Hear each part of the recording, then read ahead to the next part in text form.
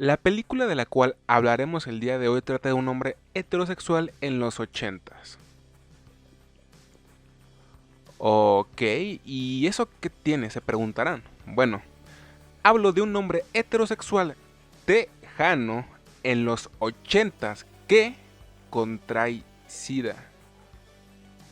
Como si fuera poco, el protagonista es un verdadero vaquero que, en su caso, deberá enfrentarse a estereotipos como puños y, sobre todo, a su ignorancia. Por eso y más, hoy les traigo la verdadera historia de... Dallas Buyers Club. Corría en los años 80, época de transición. Sin embargo, la desinformación hacía meollo y algo tan fuerte como el SIDA era relacionado directamente con la comunidad LGBT, dando para muchas personas casi un argumento para seguir rechazando a un grupo de por sí ya bastante maltratado. En medio de todo esto, The Dallas Morning News publica un artículo sobre un sujeto que suministra medicamento a gente con dicho problema. Este sujeto era Ron Woodruff, protagonista de nuestra historia.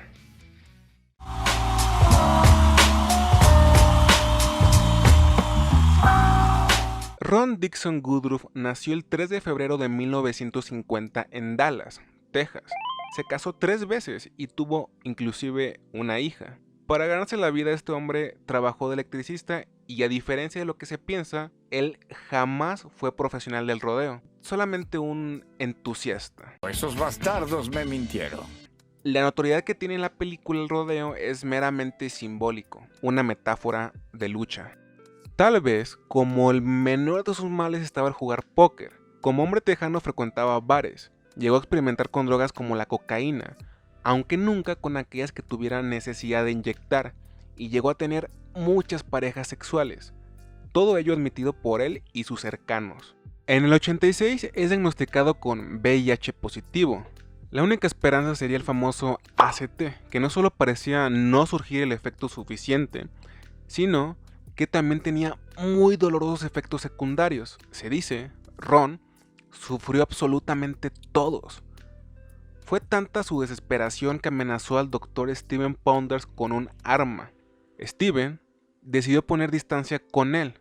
Posteriormente Woodruff se arrepiente y le manda flores, pero el doctor Pounders jamás le contestó. ¿Qué he hecho yo para ganarme ese desprecio? Es que no lo sé, quiero una explicación. ¿Qué he hecho? Es cuando Ron decide informarse, monta su pick-up y como primer país visita México en busca de medicamento que no encontraría en los Estados Unidos. Posteriormente, él diría, bueno, en lugar de que estos tipos me maten, déjame probar cualquier cosa que pueda conseguir, porque si me mata, por lo menos morí intentándolo. Solo aprovecho si escucha esto en el más allá, señor Woodruff, sepa que eso fue verdaderamente gangsta. Para 1988, muchos pacientes también con SIDA lo buscaron al ver los satisfactorios resultados. Fue aquí cuando decidió fundar el Dallas Buyers Club en su apartamento de Oak Lawn. Invirtió unos $65,000 y al principio no hubo problemas con la famosa FDA, Administración de Medicamentos y Alimentos de los Estados Unidos. Sin embargo, con el paso del tiempo hubo acusaciones de varios tipos al club. La FDA empezó a preocuparse por los medicamentos importados y la tensión era palpable. Con todo eso, el comportamiento de la FDA era raro, esa es la palabra.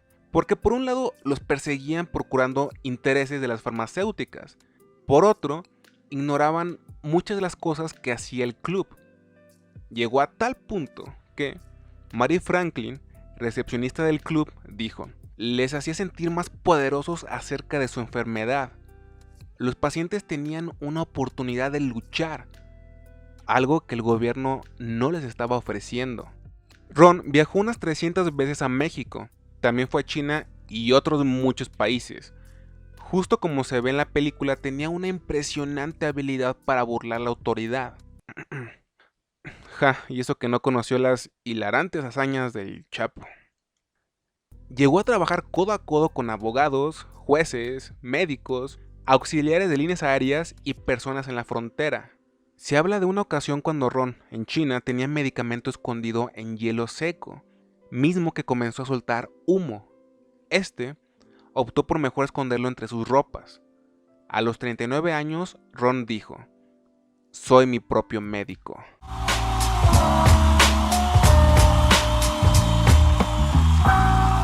En la película los personajes de Rayon y Eva son muy importantes para Ron. Bueno, estos jamás existieron.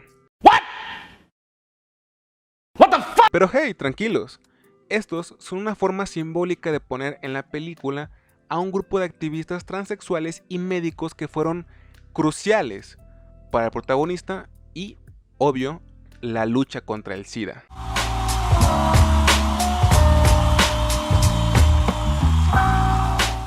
Como suele ocurrir en la historia, un grupo de gente tuvo que actuar por el bien futuro de todas las personas con VIH. El club en Texas no era el único que existía en los 80. Había en muchos lugares como Atlanta, Chicago, Denver, Boston, Phoenix, San Francisco y Nueva York. De hecho, este actualmente es el único que se mantiene. Esas personas no la tuvieron fácil, ya que solían involucrarse también con redes de narcotráfico y todo lo que ello conlleva. La lucha era difícil, pero no dejarían que el gobierno y las farmacéuticas hicieran lo que quisieran con sus vidas. Afortunadamente, después de un implacable activismo en el 96, todo mejoró con la llegada de los inhibidores de la proteasa. A inicio de este siglo, la lucha y esfuerzo de los clubs se mudó a países en pleno desarrollo, en Oriente Medio y África, donde fueron, y me atrevo a decir, siguen siendo de mucha ayuda.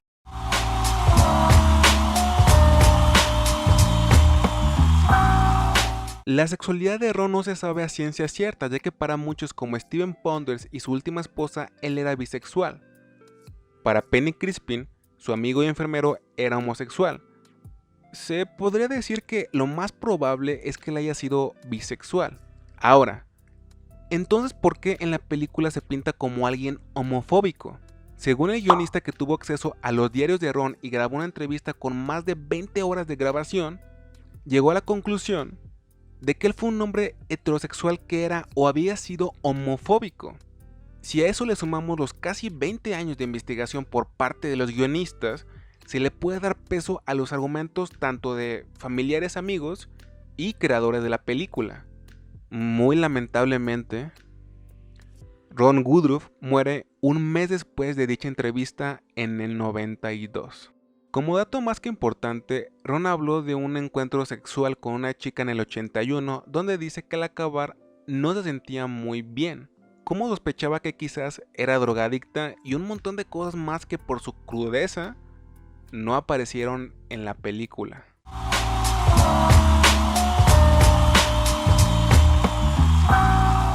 Amigos, de entrada cuando yo empecé a investigar un poco la historia de este hombre, obviamente con el afán de iniciar este proyecto, la verdadera historia que obviamente tengo planeado hacer más videos del estilo, nunca pensé que la historia de esta película fuese tan interesante.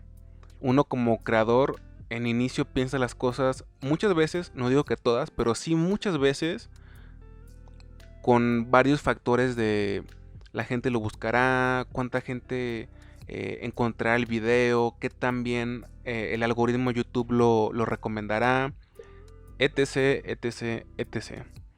Sin embargo, sí puedo decir que la historia me pareció más que impresionante y que lo que me parece más lamentable es que no haya un documental con una carga suficiente de información sobre Ron. Y aparte de que siendo una figura tan cool, porque sí, me parece una figura muy cool.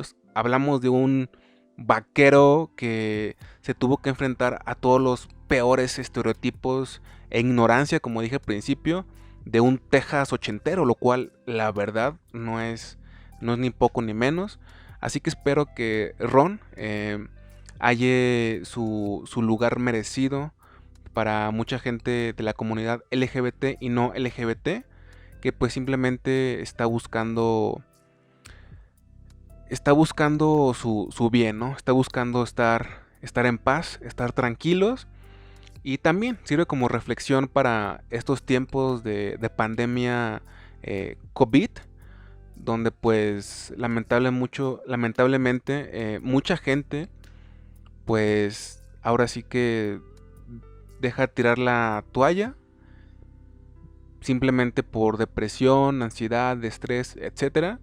Y gente como Ron y todos esos activistas en contra, o más bien en busca de una solución para el VIH, el SIDA, pues jamás dejaron de luchar, a tal punto de que Ron vivió 7 años más, a diferencia de lo que se le había dicho en un inicio. En un principio era una cosa así como un mes, y al final el tipo logró sobrevivir 7 años más, lo cual no es poco, y estoy seguro que mucha gente afortunadamente sí logró vivir todavía muchísimo más tiempo. Eso sería todo por el video, espero que les haya agradado, y pues sin más, con todo el gusto del mundo pueden dejar sus comentarios y recomendaciones en la sección de pues abajo del video. Pásenla muy bien y hasta la próxima.